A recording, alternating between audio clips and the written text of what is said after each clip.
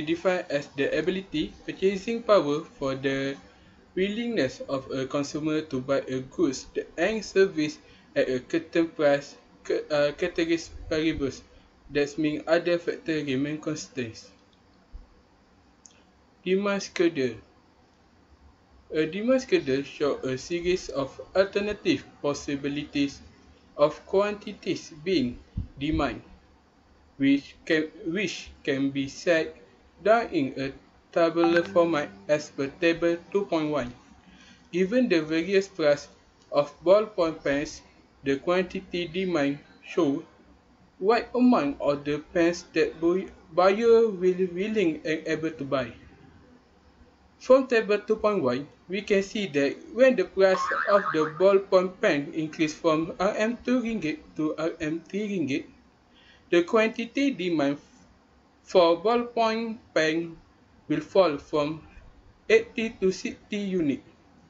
Conversely, when the price of the ballpoint pen decreases from Rm4 to 3 ringgit, the quantity demand for ballpoint pen will increase from 50 to 60 units. Figure 2.1 shows the demand schedule curve D for ballpoint pen that is plotted based on the demand schedule in table 2.1. The most crucial determinant of demand is the price of goods itself. Next is the law of demand. The law of demand is when the price of a good itself increases, the quantity demand for the goods will fall, and when the price of the good decreases, the quantity demand will increase. In other words, the law of demand shows an inverse relationship between the quantity demand and the price of the good itself. However, the law is only true by assuming other factors influencing demand are held constant, only the price of the good itself changes. Therefore, the demand curve will generally be downward sloping, indicating the negative relationship between the price of a good or service P and the quantity demand Q. Next, we go to the factors influencing the shift of the demand curve. My point of view today, I would like to explain one of the factors influencing the demand curve, which is number of consumer or market size. Generally, a higher number of buyers or a bigger population in the market will lead to an increase in demand, causing the demand curve to shift to the right. However, if the size of the market is small or there are fewer potential buyers, then the demand curve shifts to the left. In terms of population structure, the different age groups in the market also influences demand differently. The younger population will demand more technology, entertainment, fast food, books, shoes, and so on, whereas the older population will demand more health services, health foods, mobility, comfort, and others. For example, we can see from the picture shows that COVID-19 effect on car sales a concern. The growing COVID-19 pandemic saw China's vehicle sales practically getting crushed last month, plummeting a record 18% as potential customers stay away from showrooms nationwide. With a potential vaccine still possibly months away, it is feared that a similar sales crunch could also be seen here in Malaysia. RHB Research Institute Head of Research Alexander Chia says the impact of COVID-19 on consumer sentiment and reluctance of potential buyers to visit physical showrooms means that car sales will definitely be affected.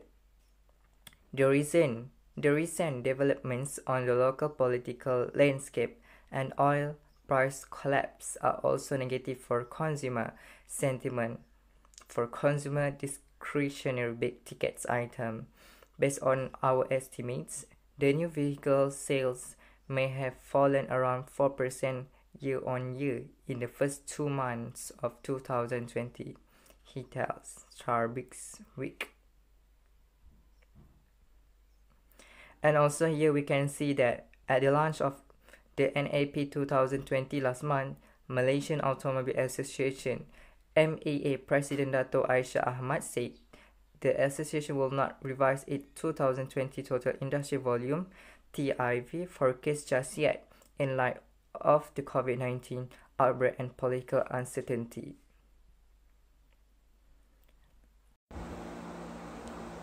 So next we move to the other factor, which is consumers' income.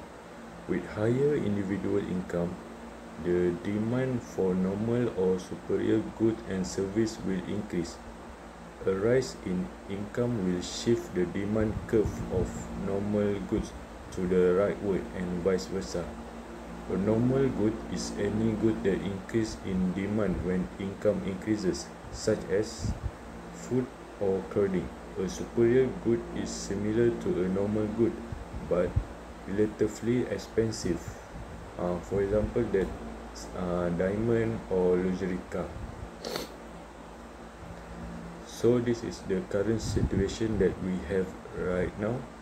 This situation is not only happen in Malaysia but around the world, which is the virus of COVID-19. How COVID-19 consumers' behavior is impacting industry. COVID-19 is weaving a web of disruption across the globe, and consumers are feeling the effect. So COVID-19 has changed nearly every aspect of our daily life, and consumer spending is no exception.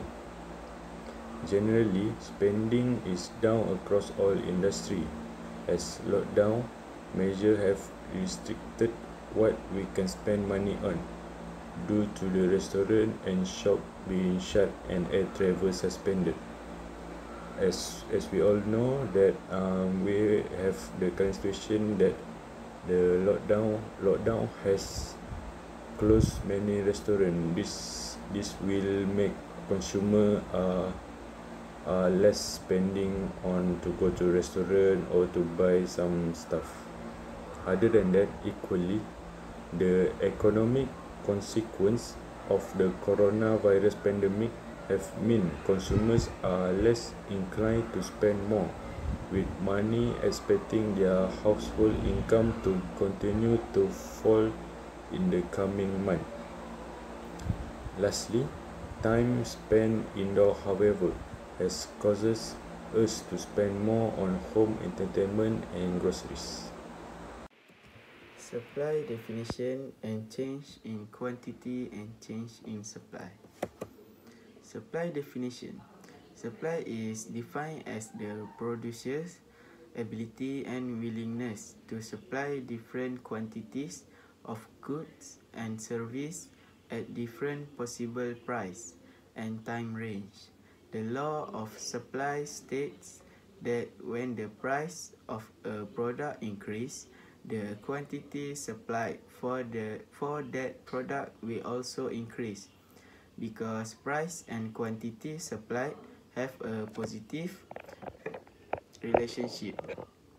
The factor that influence the change in quantity supplied is the price good itself, while the factors that influence change in supplies are other factors, but not price. As for the labor supply curve, however, the law of supply is void after a certain level of wage rate, and the quantity supplied will be inversely related to its price.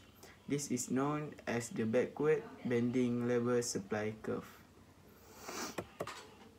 Change in quantity and change in supply.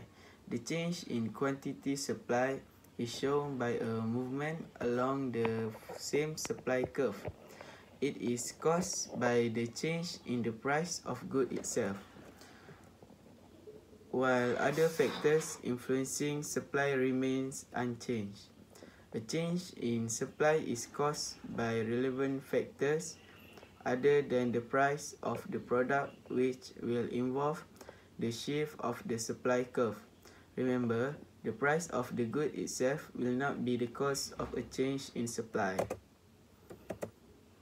Change in quantity supply. Change in quantity supply is shown by a movement along the same supply curve.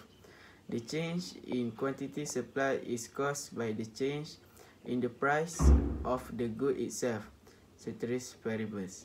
If the price of the good increases from P0 to P2, the quantity supply also increases from Q0 to Q2 units. The increase in quantity supply is known as expansion in supply. If the price of good decreases from P0 to P1, the quantity supply also decreases from Q0 to Q1 units. The decrease in quantity supply is known as contraction in supply.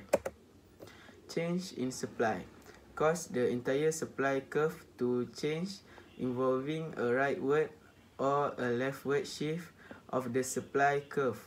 The change in supply is caused by other factors influencing supply, whereas the price of the good itself remains unchanged. There will be an increasing in supply if the supply curve shifts rightward from S0 to S2. Price remains at P0, but quantity supply has increased from Q0 to Q2. There will be a decrease in supply if the supply curve shifts leftward from S0 to S1. Price remains at P0, but quantity supply has decreased from Q0 to Q1. Okay, now we are going to the next subtopic. That was the determinant of supply. Okay, let's go. Okay, now first, we're going to talk about determinant of supply. Factors that influence producer supply cause the market supply curve to shift. For example, one of the determinants of supply in the market for tuna is the availability and the price of fishing permits. If more fishing permits are made available and the permit fee is lower, we can expect more fishermen to enter the market. Yes, as a result, the supply of tuna will likely increase. Okay, now at every price, a greater quantity of tuna will be supplied to the market. So, on whereas the older population will demand more health service, health food, mobility, comfort, and others. Okay, now we're going to go about the effect when the COVID-19. Okay, these pictures have shows that COVID-19 effect on food crisis. So we are gonna go to the downs floor. Okay, so the COVID-19 amplifies risk of worldwide food price spike. Government must work together to avert disruption to food supply change. Food protectionism must be avoided. Two financial experts warned. Even before the pandemic, there was sign that the global food price could soon surge. Extreme weather, even induced by climate change, have become more common.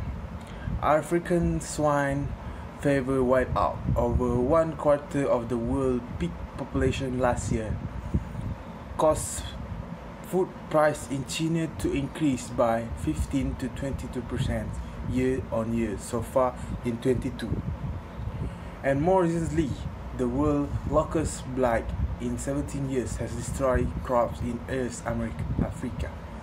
In Kenya, the price of maize, a staple food, has risen by over 60% since 2019.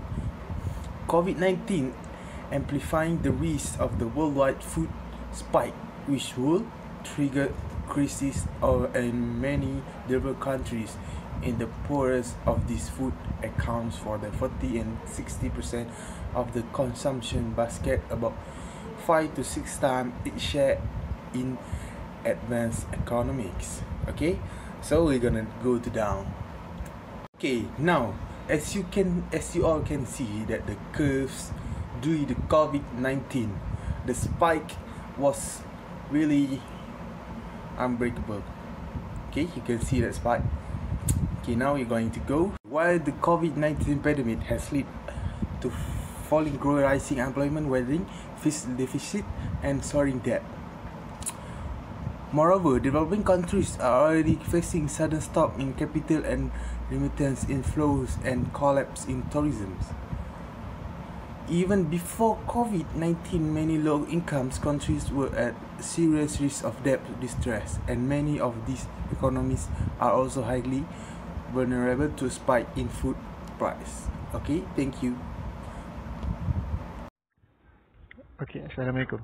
So next, I'm going to talk about supply of goods and services from an Islamic perspective.